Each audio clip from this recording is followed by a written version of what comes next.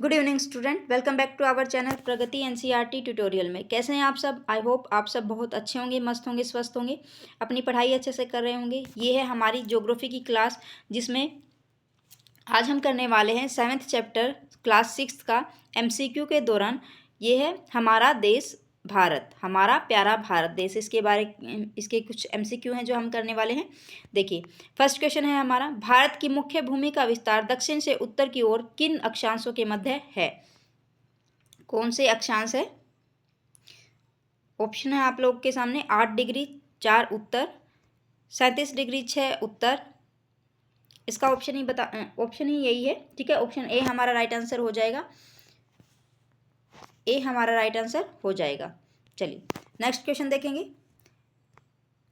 व्याख्या है, भारत देश उत्तरी गोलार्ध में स्थित है। दक्षिण से उत्तर की ओर भारत की मुख्य भूमि का विस्तार 8 डिग्री 4 उत्तर से 37 डिग्री 6 उत्तर अक्षांशों के बीच स्थित है।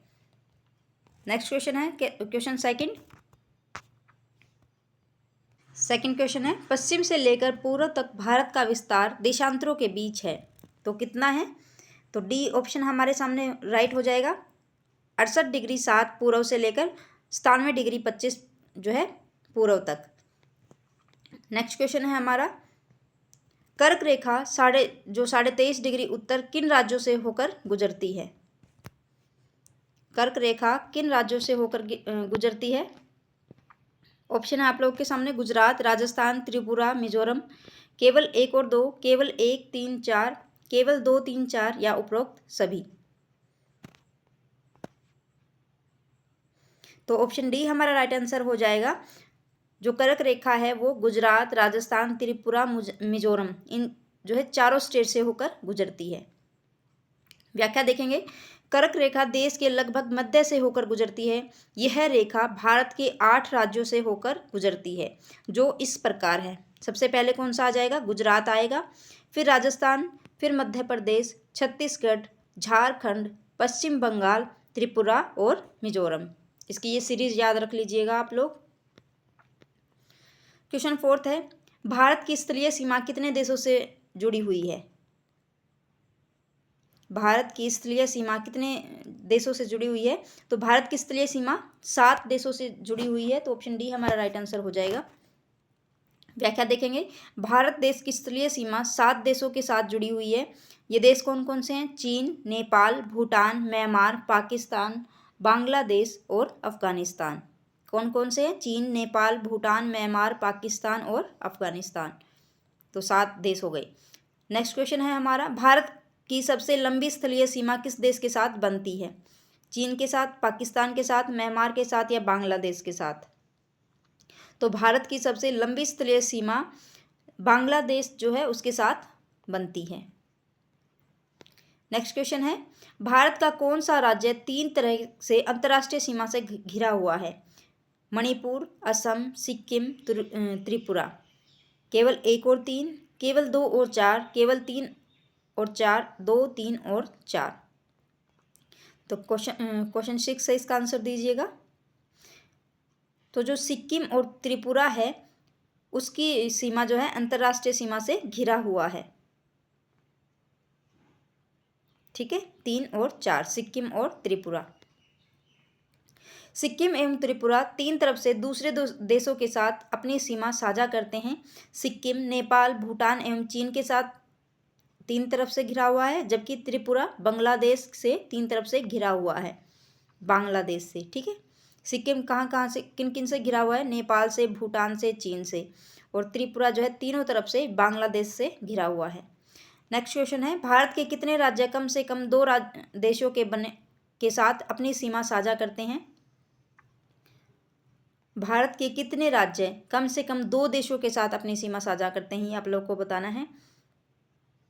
8 राज्यों के साथ, 9 राज्यों के साथ, 7 राज्यों के साथ या 6 राज्यों के साथ?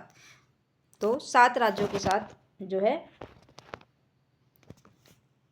7 राज्यों के साथ देश सीमा साझा करता है। चलिए, कौन कौन से हैं ये? जम्मू और कश्मीर किससे? पाकिस्तान से, चीन से और अफगानिस्तान से। उत्तराखंड किससे? नेपाल और चीन से, सिक्किम नेपाल भूटान और चीन से, अरुणाचल प्रदेश चीन भूटान म्यांमार से, असम जो है भूटान और बांग्लादेश से, पश्चिम बंगाल बांग्लादेश भूटान और नेपाल से, मिजोरम बांग्लादेश और म्यांमार से। नेक्स्ट क्वेश्चन है, विंध्य एवं सतपुड़ा पर्वत श्रेणी के बीच से कौन सी नदी बहती है? तापी नदी, नर्मदा नदी, चंबल नदी या सोन नदी? तो विंध्य एवं सतपुड़ा पर्वत श्रेणी के बीच नर्मदा नदी है वो बहती है। व्याख्या देखेंगे, नर्मदा नदी के उत्तर में विंध्य पर्वत श्रेणी है तथा दक्षिण में सतपुड़ा पर्वत श्रेणी है, अर्थात नर्मदा नदी विंध्य और सतपुड़ा पर्वत श्रेणी के बीच बहती है। नेक्स्ट क्वेश्चन है क्वेश्चन 9th, तापी नदी के संदर्भ में नीचे दिए गए कथनों पर में से कौन सा जो है सत्य है? तापी नदी सतपुड़ा पर्वत श्रेणी के दक्षिण में बहती है। तापी नदी भारतीय प्रायद्वीप की एक मात्र नदी है जो पूर्व से पश्चिम की ओर बहती है। तापी नदी के उत्तर में अजंता और सतमाला पर्वत अवस्थित है। केवल 1, 2 और 3, 1 और 3 इनमें से कोई नहीं। तो इसमें से तापी नदी सतपुड़ा पर्वत श्रेणी के दक्षिण में बहती है, ये बात है ये हमारी सही हो जाएगी। तो केवल ए ऑप्शन हमारा राइट आंसर हो जाएगा। ठीक है, चलिए नेक्स्ट देखेंगे। केवल कथन 1 सही है तथा कथन 2 एवं 3 गलत है। तापी नदी के अलावा नर्मदा भी पूर्व से पश्चिम दिशा में बहती हुई खंबात की खाड़ी में गिरती है तथा अजंता एवं सतमाला पर्वत तापी नदी के दक्षिण में अवस्थित है। 10th देखेंगे, हिमालय पर्वत की 3 मुख्य समानांतर श्रृंखलाओं में बांटा जाता है। उत्तर से दक्षिण की ओर उनका सही क्रम क्या है? जो ये है उत्तर से दक्षिण की ओर सही क्रम क्या है? तो सबसे पहले आएगा, एक सेकंड चारों ऑप्शन दिखा देते हैं। सबसे पहले आएगा बृहत हिमालय, ठीक है, उसके बाद में आएगा मध्य हिमालय और उसके बाद में आएगा शिवालिक। तो शिवालिक सबसे छोटा हिमालय है, ठीक है, मतलब हिमालय की पर्वत श्रृंखला है शिवालिक सबसे छोटी। तो सबसे पहले आएगा बृहत, कहाँ पे बृहत दिखा रखा है? तो इन दोनों को काट देंगे, ऑप्शन 2 हमारे पास है, बृहत हो गया। उसके बाद है मध्य हिमालय जो बीच में आएगा, ठीक है, और उसके बाद है शिवालिक। तो ऑप्शन डी हमारा राइट आंसर हो जाएगा। देखेंगे, उत्तर में बर्फ से ढका हिमालय हमारे देश के लिए संतरी का कार्य करता है। हिम प्लस आलय का मतलब होता है बर्फ का घर। हिमालय पर्वत को 3 मुख्य समानांतर श्रृंखलाओं में बांटा जाता है। सबसे उत्तर में स्थित श्रृंखला को बृहत हिमालय या हिमाद्री कहते हैं। मध्य हिमालय या हिमाचल हिमाद्री के दक्षिण में स्थित है। शिवालिक सबसे दक्षिण में स्थित जो है श्रृंखला है, सबसे नीचे। नीचे दी गई नदियों के नाम को ध्यान से देखिए। महानदी, गोदावरी, कृष्णा, कावेरी। उपरोक्त में से कौन सी नदियां डेल्टा बनाती हैं? ऑप्शन है 1, 2, 3, 2, 3, 4, 2 और 4 या उपरोक्त सभी। तो ये सारी ही नदियां जो हैं डेल्टा का निर्माण करती हैं। कौन कौन सी नदियां हैं? महानदी, गोदावरी, कृष्णा, कावेरी। सारी नदियां क्या करती हैं? डेल्टा का निर्माण करती हैं। व्याख्या देखेंगे, महानदी, गोदावरी, कृष्णा एवं कावेरी ये सभी पूर्व की ओर बहने वाली नदियां हैं तथा बंगाल की खाड़ी में गिरती हैं। ये नदियां अपना मुहाने पर उपजाऊ डेल्टा का निर्माण करती हैं।